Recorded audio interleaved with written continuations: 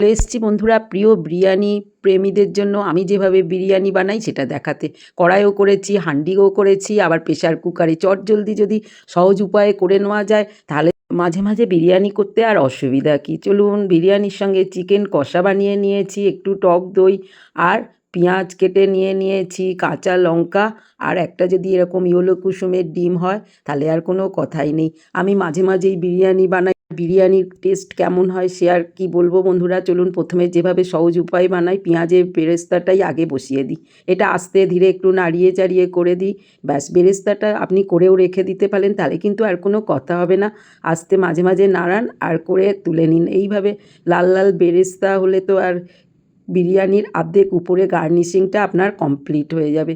আরেকটু হবে বন্ধুরা, মুচমুচে হয়ে গেছে। এই মুহূর্তে এবার তুলে রেখে দেবো। ততক্ষণে চাল নিয়েছি, বিরিয়ানির চাল বাসমতি রাইস। এই কাপে মেপে 100 গ্রাম মাপের মেজারমেন্টে করে আমি 8 কাপ চাল নিয়েছি। এমনি যদি আপনার 500 গ্রাম চাল হয় আর বিরিয়ানি তখন 800 গ্রাম চাল লাগে। সুতরাং ননস্টপ যেহেতু ছোট থেকে বড় সবাই খেতে থাকে, বেশি করেই বিরিয়ানিটা করতে হয়। এই কাপের মাপে আমি বলেছি 8-9 কাপ, মানে 800-900 গ্রাম চাল নিয়েছি। এবার ধুয়ে এই চালটা আধ ঘন্টা কিন্তু ভিজিয়ে রেখে দিলে চালগুলো ভেঙে যায় না আর ভীষণ লম্বা লম্বা হয়ে যায়, আর বিরিয়ানিটাও দারুণ হয়। এই ফাঁকে লাইক শেয়ার সাবস্ক্রাইব করে নেওয়ার অনুরোধ রইল। চালটা ধুয়ে রেডি করে নেব। মশলা হিসেবে প্রথমে জিরে নিয়েছি, আমি একটু বেশি করেই মশলা করে রাখবো। ধনে নিয়েছি 4 টিস্পুন মাপের। এইবার মৌরি 1 টিস্পুন আর 1/4 টিস্পুন মাপের মেথি যোগ করে দিলাম। আর অন্যান্য মশলার মধ্যে ছোটো এলাচ 3টে, লবঙ্গ 8-10টা নিয়েছি। আর আছে বাকি মশলাগুলো, কাশ্মীরি লঙ্কা 2-4টে নিয়ে নিন, যেরকম খাবেন। এগুলো ঝালের দরুন লাল শুকনো লঙ্কা নিয়েছি, বড় এলাচ নিয়েছি।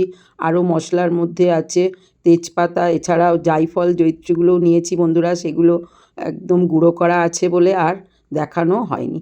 যাই হোক, এবার মশলাগুলো প্রথমে একটু ভেজে নেব। ভেজে নেওয়ার পরে দেখুন ডালচিনিও দেওয়া আছে।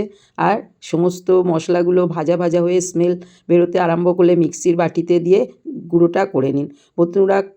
জায়ফল জয়িত্রীটা অবশ্যই দেবেন। 2টো জায়ফল আর 2টো জয়িত্রী দিয়েছি। চিকেনটা আমি লেবু দিয়ে ম্যারিনেট করে নিয়েছি। পেঁয়াজ ভাজার তেলেই আবার কিছুটা পেঁয়াজ যোগ করে দিয়েছি। সেগুলো ভাজা ভাজা হয়ে লেবু দিয়ে মাখানো আর একটু হলুদ লঙ্কা গুঁড়ো সামান্য দিয়ে মাখানো চিকেনটা দিয়েছি। দিয়ে একটু নাড়াচাড়া করে যখন ভাজা ভাজা হয়েছে, ওই মশলাগুলো একটু জল দিয়ে পেস্ট করে নিয়ে যোগ করে দিয়েছি। এইবার একটুখানি মিশিয়ে আস্তে ধীরে চাপা দিয়ে হতে দেবো। এতে কিন্তু চিকেনের জলটা ধীরে ধীরে বেরিয়ে আসবে। এটা হচ্ছে আদার পেস্ট, আর রসুন আছে, শুকনো লঙ্কা গুঁড়ো আছে। এবার হলুদটা যোগ করে দিলাম। দেওয়ার পরে প্রয়োজন মতো লবণ দিয়েছি। আদাটা আমি আলাদা পেস্ট করে নিয়েছি বন্ধুরা। 2 ইঞ্চি মাপের আদা একটু পেস্ট করে নিলে ভালো হয়। যাই হোক, মশলাগুলো এবার আস্তে করে চাপা দিয়ে করে নিলেই হলো। চিকেনটা থেকে জলটা যেন বেরিয়ে যায়। কিছুটা আলু আমি ভেজে রেখে দিয়েছিলাম। এইবার ভালো করে ভাজলে বা আলুগুলো একটু যদি জলে ফুটিয়ে নেন 2-5 মিনিট, তাহলে কিন্তু আলুটা নরম তুলতুলে হয় আর বেশ সহজে চিকেনের সঙ্গে এভাবে ড্রাই করার জন্য বেশ তাড়াতাড়িও চিকেনের সঙ্গে হয়ে যায়। এইবার চাপা দিয়ে খুব আস্তে ধীরে গ্যাসে করব। একটু ধৈর্য ধরে করলে কিন্তু এই চিকেন কষার উপরে আপনার বিরিয়ানিটা নির্ভর করে। অন্যদিকে দেখুন, চালটা আধ ঘন্টা ভেজানোর পরে একটু জলের মধ্যে তেল দিয়েছি আর তেজপাতা ছোটো এলাচ দিয়ে ফুটিয়ে নিচ্ছি। চিকেন কষা রেডি। আলুটা আলাদা করে রেখে দিয়েছি আর চিকেনটাও আলাদা করে নিয়েছি। দেখেছেন কত ঝুরঝুরে রাইসটাও হয়ে গেছে, একদম জল ঝরানো গরম রাইস। এবার রেডি করে ফেলেছি ডিম, চিকেন, এর মধ্যে কেশর দেওয়া। চিকেনটা বুঝতেই পাচ্ছেন কালারটা কাছে থেকে দেখানোর জন্য ফেড হয়ে গেছে। আর নিয়েছি ঘি, তেল, একটু বেরেস্তা, লবণ, চিনি মিশিয়ে নিয়েছি টেস্টের জন্য। আরও যেগুলো আছে সঙ্গে থাকুন, দেখতে থাকুন কীভাবে প্রেশার কুকারে চটজলদি কমপ্লিট হয়ে যাবে আর কত সহজে হয়। কেশরটা কিন্তু দুধের মধ্যে ভিজিয়ে রাখবেন, তাহলেই খুব সুন্দর টেস্ট হবে। এখন প্রেশার কুকারটা গরম করে একটুখানি ঘিটাও দিয়ে দিন। এই ঘিটা দিলে আর লাগবে না।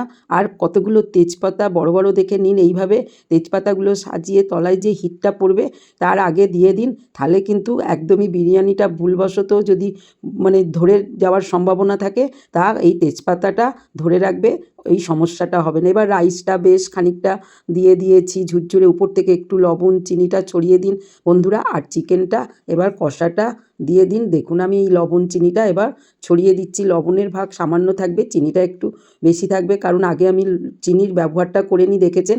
এইবার উপর থেকে একটু দেরাদুন রাইসটা দিয়ে দিলাম, বেশ ছড়িয়ে দিয়ে দিয়েছি। 4 জনের জন্য কিন্তু 5 লিটারের প্রেশার কুকার একদম যথেষ্ট। আবার একটু চিনি আর লবণটা ছড়িয়ে দিয়েছি, চিনিটা আমার গুঁড়ো করা আছে। উপর থেকে বাকি চিকেন আর বয়েলড করে নেওয়া আলুগুলো যোগ করে দিলাম। আর মশলাটা এরকম কষা কষাই শুকনো শুকনো ড্রাই হবে। উপর থেকে আবার রাইস দিন, ডিমগুলো দিয়ে দিন। ইচ্ছা হলে ডিমটা কিন্তু পাতেও নিয়ে নিতে পারেন। এইবার বাকি রাইসগুলো কিছুটা যোগ করে দিয়ে দিচ্ছি, এমন কোনো ব্যাপার না। আবার চিনি লবণ উপর থেকে আরেকটু ছড়িয়ে দিলাম।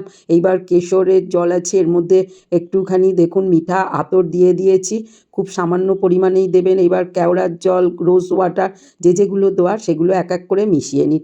নেওয়ার পরে দুধটা ভালো করে আরেকবার ঘুরিয়ে নিন। নেওয়ার পরে এবার প্রেশার কুকারের উপর থেকে দেখুন একদম ছড়িয়ে দিলাম। কালারটা কীরকম চেঞ্জ হয়ে গেল সঙ্গে সঙ্গেই বুঝতেই পাচ্ছেন। আর কেশরের পাপড়িগুলোও দেখা যাচ্ছে। এবার উপর থেকে গার্নিশিংয়ের জন্য একটু সামান্য লঙ্কা গুঁড়ো দিয়ে দিন। ঘরোয়াভাবে বানাচ্ছেন, কালার ব্যবহার না করাই ভালো। আর একটু হলুদ দিয়ে দিন। এইবার বেরেস্তাটা সরিয়ে দিন। আর একটু কালারফুল করতে গেলে ধনেপাতাও কুচিয়ে দিতে পারেন বন্ধুরা, আমি মাঝে মাঝে দিই। এইবার বেশ খানিকটা ঘি উপর থেকে ছড়িয়ে দিন। এই ঘিটা যতই ভাপে হবে আর গলে গলে নাবতে থাকবে, আর রাইসটা দারুণ হবে। এবার গ্যাসটা আস্তে করে দিলাম জ্বালিয়ে, প্রেশার কুকারটা বসিয়ে দিলাম। দেওয়ার পরে দেখুন এবার ঢাকনাটা দিয়ে দেবো, আর উপরের সিটিটা কিন্তু আটকাবো না। দেখুন বুঝতেই পাচ্ছেন রেডি হয়ে গেছে। ঠিক 35 মিনিট বাদে আমি ফিরে এসেছি। কাঠি টাঠি দিয়ে দেখার কোনো প্রয়োজন নেই, একদম জাস্ট রেডি হয়ে গেছে। চলুন আমি পরিবেশন করে দেখাই কেমন হয়েছে। আহা, ঘি গরম মশলার গন্ধে তো মম করছে বন্ধুরা। আর কীরকম ঝুরঝুরে হয়েছে দেখুন। ব্যাস, তাহলে কেন বানাবেন না? আমি মাঝে মাঝেই প্রেশার কুকারে চটজলদি থাকলে চিকেনটা বানিয়েও রেখে দিই, আর টুক করে বসিয়ে দিই, হয়ে যায় বিরিয়ানি। আলুটাই প্রথমে বেরিয়েছে, আর একটা চিকেন বেরিয়েছে। লেগ পিস হলে তো আর কথাই নেই। চলুন কেমন ঝুরঝুরে রাইস আর কালার, আহা জিভে জল আনা। ডিমটাও কিন্তু বেশ কালারফুল হয়ে গেছে। আর রাইসগুলো গোটা গোটা কতটা লম্বা হয়েছে, এরকম আধ ঘন্টা ভিজিয়ে রেখে দিন। আর কতটা দেখুন ঝুরঝুরে, ভাববেন যে কিছুই হয়নি, কি দেখালাম না, দেখিয়ে দিলাম। তাহলে বন্ধুরা এরকম বিরিয়ানি আপনিও ইচ্ছা হলে বানাতে পারেন। বা কেমন হয়েছে একটু কমেন্টস করে জানান। যখন তখন বিরিয়ানি বানানোর জন্য প্রেশার কুকার জিন্দাবাদ। আর কি বলবো বন্ধুরা, দেখুন তলা থেকে উপরে এক ফোঁটাও ঝরঝরে হয়েছে আর ধরে যায়নি। তাহলে সঙ্গে থাকুন বন্ধুরা, লাইক শেয়ার সাবস্ক্রাইব করুন। জিভে জল আনা বিরিয়ানি, যা 8 থেকে 80 কম তেল মশলায় ঘরেই বানাতে পারবেন, তখন আর দাম দিয়ে বাইরে কেনার কি দরকার বন্ধুরা। সব বিরিয়ানি তো রেডি করে আমি পরিবেশন করে দিলাম। উপর থেকে একটু বেরেস্তাগুলো দিয়ে দিয়েছি দেখুন। আর আলু হলে তো কোনো কথাই নেই, উপরে একটা আলু বসিয়ে দিলাম। ব্যাস, চিকেনগুলো কিন্তু ভিতরেই চলে গেছে। যাই হোক, বার করে দিলাম। এর সঙ্গে একসঙ্গেই করা একটু চিকেন কষা নিয়ে নিন, কেউ যদি বেশি স্পাইসি খেতে চান। আর একটু ঝাল ঝাল লাল লাল কালার করে নিলেই হয়ে গেল। আর একটুখানি শসা, পেঁয়াজ, কাঁচা লঙ্কা নিয়ে বসে পড়ুন। আর ঘরের তৈরি বিরিয়ানি ননস্টপ খান, কোনো অসুবিধা হবে না। তাহলে আজ আসি বন্ধুরা, কাঁচা লঙ্কাটা নিয়ে নিলাম। চলুন এবার আমরা তো বসেই পড়ি, আর আপনাদের কেমন হলো দেখিয়ে দিলাম। সঙ্গে থাকুন, ভালো থাকুন, বানিয়ে ফেলুন। জয় বড় মা। আপনাদের সহযোগিতায় আমার চলার পথটা সুগম হোক, এই আশা নিয়ে আজ আসি। বাই।